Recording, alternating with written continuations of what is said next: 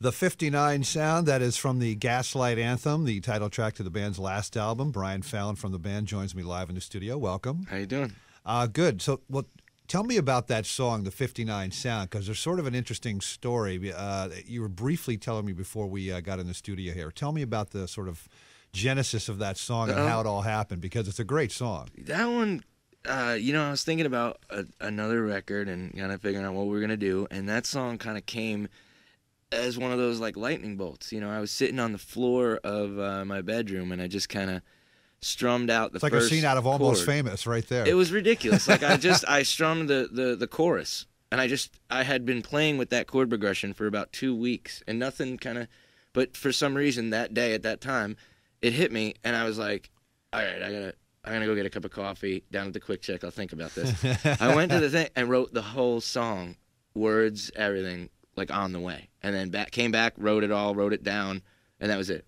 Wow. It was just like these songs that come, they just kind of get. Did you go to church that Sunday after that happened? Yeah, well, I think that song will change your life, like that'll make you go to church, like right. something like that. But yeah, I mean these songs, they just sometimes the good ones. It's like, they say like from your lips to God's ears. Well, it's like almost the reverse, Where does the band name come from, the Gaslight Anthem? The Gaslight came from that old club in the city that Bob Dylan used to play at. The Gaslight, because it was like, it was a place where they just had coffee, no booze in that place. And these guys were very green at the time, and they would share songs with each other and didn't really know much about being songwriters, and all ideas were for everybody. So I felt like the Gaslight Anthem, like the anthem of that kind of song. Cool. Well, already one cool thing about the band I love, you're from New Brunswick, New Jersey. Yeah. I love that. I'm from Montclair. The band has done some pretty amazing things over the last few years, including touring Europe.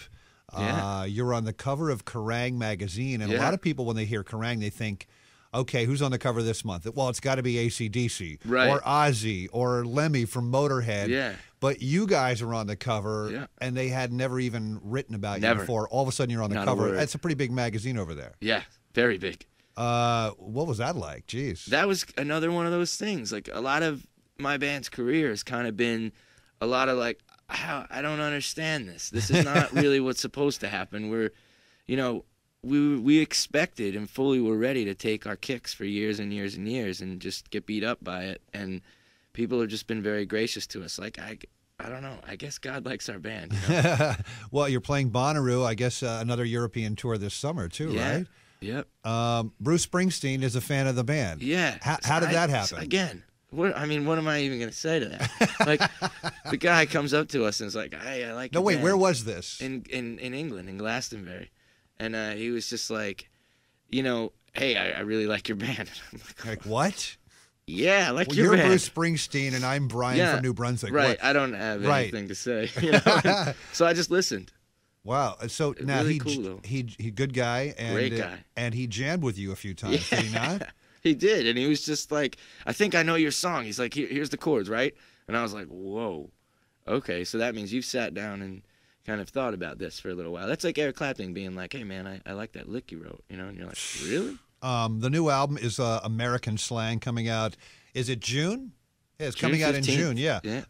You brought your guitar. This is a beautiful, like, vintage Gibson acoustic guitar here. 1943 L50. Wow. Gibson. Yeah. And you do say you have insurance on that. Yes, thing, right? I do. Right, good. I do. What do you want to play for us? I'm gonna play a song that we wrote that's actually coming out as a B-side. It's called. It's an exclusive, going to be on iTunes with the record, and it's called "She Loves You." Not the Beatles cover song. No, not the Beatles song. This is a different girl, but she loves you just the same.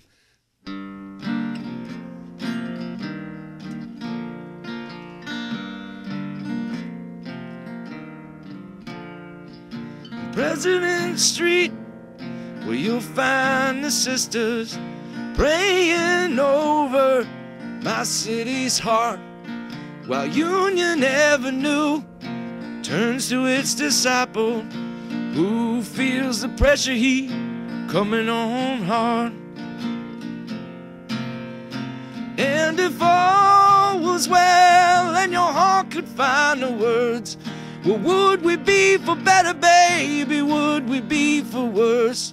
And if if there was a way to navigate your seas, and if tonight my true love did belong to me.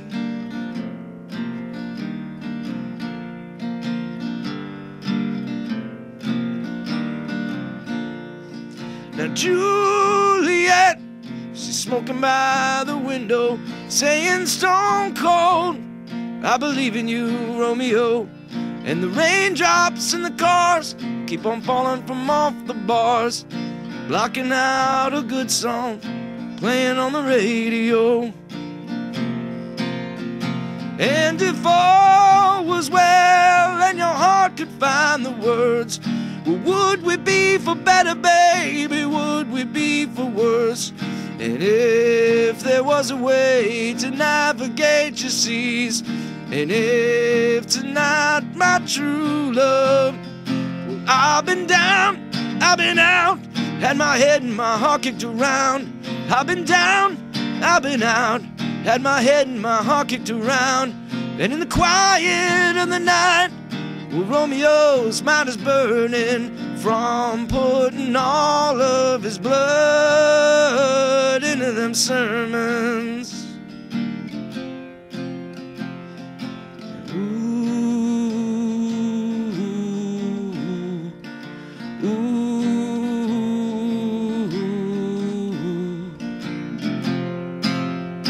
And if all was well and your heart could find the words, well, would we be for better, baby? Would we be for worse?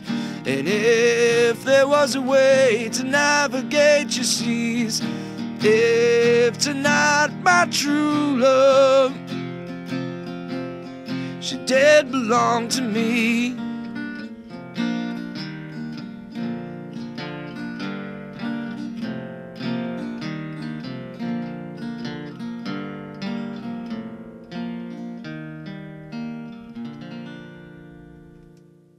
Brian Fallon from New Brunswick's very own, the Gaslight Anthem, playing live for us. So what was the one band or artist, you know, when you're growing up as a kid in Jersey that really sort of like said, you know what, I want to write songs like that dude. I want to pick up guitar, play like that guy. Who are the bands that sort of influenced you growing up? I think for the songwriting, I the first time I heard The Clash was like, you know, guitar-wise, I had always admired, like, you know, Eric Clapton and Derek and the Dominoes, and that was my thing. You know, Layla was like, for some reason that song just was... Eric and Dwayne, right? Yeah, like the two guitars and just the way that they played. You know, and Eric Clapton had that thing, just that magic thing that no one else has, and he made me want to really play guitar, but I couldn't write songs like Layla at, you know, 11 or 12 years old. You're kidding me. Come on, why not? Hey. But, you know, and Eric Clapton was probably in John Mayall's Blues Breakers at 11 years old. Yeah. But I couldn't do it. And when I heard The Clash, I was kind of like, well, wait, I can do that. You know, like, that's straightforward. That guy's just hitting like a couple chords on the guitar, and he's just yelling about whatever's on his mind and in his heart. And that kind of really resonated with me, that it wasn't perfect, and I could do it. And I was like, oh, maybe I can do this. The new album from the Gaslight Anthem is American Slang, coming out in June. Brian, thank you so much for stopping by. Thank you for having me. Appreciate it.